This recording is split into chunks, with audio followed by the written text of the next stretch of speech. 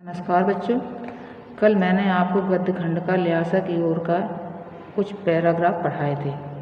अब आगे मैं आपको पढ़ा रही हूँ कि लेखक कहता है कि जब प्रत्यक्ष चीनी किले से जब लेखक चलने लगा तो उसे एक आदमी रास्ते में उससे मांगने आया। तो लेखक कहता है कि हमने वह दोनों चिटें उसे दे दी। शायद उसी दिन हम थोंगला के पहले के आखिरी गांव में पहुंच गए। यहाँ भी सुमित के जान पहचान के एक आदमी थे। सुमित कौन था? वो गाइड करने वाला, वो उनको बताने वाला कि कहाँ स्थान, हर स्थान की वो जानकारी दे रहा था। तो सुमित एक कौन था? एक गाइड था। तो सुमित के जान पहचान के आदमी थे और भिखमंगे रहते थे, भीख मांगने वाले रहते थे। ठहरने के लिए अच्छी जगह मिली। 5 साल बाद हम इसी रास्ते लौटे थे और भिखमंगे नहीं, एक भद्र यात्री के वेश में घोड़ों पर सवार होकर आए थे, किंतु उस वक्त किसी ने हमें रहने के लिए जगह नहीं दी। लेखक कहता है कि लेकिन वहाँ पर डर की वजह से लेखक कहता है कि हमें किसी ने जगह वहाँ पर नहीं दी और हम गांव के एक सबसे गरीब झोपड़े में ठहरे थे। बहुत कुछ लोगों की उस वक्त की मनोवृत्ति पर ही निर्भर है। खासकर शाम के वक्त छंग पीकर बहुत कम होश हवास को दुरुस्त रखते हैं। छंग का मतलब होता है बच्चों भांग। भांग का ऐसा नशा करके रात के सब लोग क्या हो जाते थे? मस्त होकर सो जाते थे। अब हमें सबसे विकट डांडा थोंगला पार करना था। डांडे तिब्बत से सबसे खतरे की जगह है। डांडे जो स्थान है वो तिब्बत में सबसे खतरनाक स्थान था। 16-17 हजार फीट की ऊंचाई होने के कारण उनके दोनों तरफ मीलों तक कोई गिराव नहीं होते। नदियों के मोड़ और पहाड़ों के कोनों के कारण बहुत दूर तक आदमी को देखा नहीं जा सकता। डाकुओं के लिए यही सबसे अच्छी जगह थी कि वहाँ पर डाकू लोग थे जो आराम से वहाँ पर छिप के बैठ जाते थे और जो वहाँ यात्री जाते थे तो उनको क्या करते थे? लूटते थे। तिब्बत में गांव में आकर खून हो जाए तब तो खूनी को सजा भी मिल सकती है, लेकिन इन निर्जन स्थानों से मरे हुए आदमियों के लिए कोई परवाह नहीं करता था। निर्जन वन जहाँ पर कोई कुछ न रहता हो, कोई न रहता हो, उसे कहते हैं निर्जन वन। कि वहाँ पर जो भी व्यक्ति मर जाता था तो उसकी कोई परवाह नहीं करता था और वो उसको वैसे ही छोड़ देते थे। सरकार खुफिया विभाग और पुलिस पर उतना खर्च नहीं करती और वहाँ गवाह भी तो कोई नहीं मिल सकता। डकैत पहले आदमी को मार डालते हैं, उसके बाद देखते हैं कि कुछ इनके पास पैसा है कि नहीं है। हथियार का कानून न रहने के कारण यहाँ लाठी की तरह लोग पिस्तौल बंदूक लिए घूमते हैं।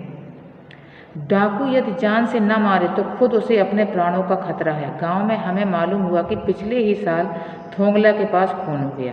शायद खून की हम उतनी परवाह नहीं करते क्योंकि हम भिखमंगे थे और जहाँ कहीं वैसी सूरत देखते टोपी उतार जीभ निकाल कर कुची कुची का मतलब होता है दया दया, एक पैसा कहते ही भीख मांगने लगते थे। ये लुटेरे ही थे और जहाँ से किसी को देखते थे तो ये बहाना करते थे, भिखमंगे का रूप धारण कर लेते थे और भीख मांगना शुरू कर देते थे। लेकिन पहाड़ की ऊंची चढ़ाई थी, पीठ पर सामान लाद कर कैसे चलते और अगला पड़ाव 16-17 मील से कम नहीं था।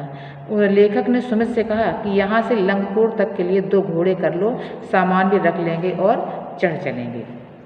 दूसरे दिन क्या हुआ कि दूसरे दिन लेखक घोड़ों पर सवार होकर ऊपर की ओर चढ़े। डांडे से पहले एक जगह चाय पिया और दोपहर के वक्त डांडे के ऊपर जा पहुँचे। हम और लेखक समुद्र तल से 17-18 हजार फीट ऊंचे खड़े थे और उनकी दक्षिण तरफ पूर्व से पश्चिम की ओर हिमालय के हजारों फीट शिखर चले गए थे और उत्तर की तरफ बहुत कम बर्फ वाली चोटियाँ दिखाई पड़ती थी। सबसे ऊंचे स्थान पर डांडे के देवता का स्थान था। जो डांडे के देवता माने जाते थे तो पहाड़ों के ऊपर सबसे ऊंचे स्थान पर था, जो पत्थरों के ढेर, जानवरों की सींगों और रंग बिरंगे कपड़े की झंडियों से सजाया गया था। अब क्या है कि अब लेखक एक जगह 2 रास्ते, तब लेखक आगे बढ़ा तो एक जगह से 2 रास्ते फूट रहे थे। मैं बाएं का रास्ता ले मील 1.5 मील चला गया।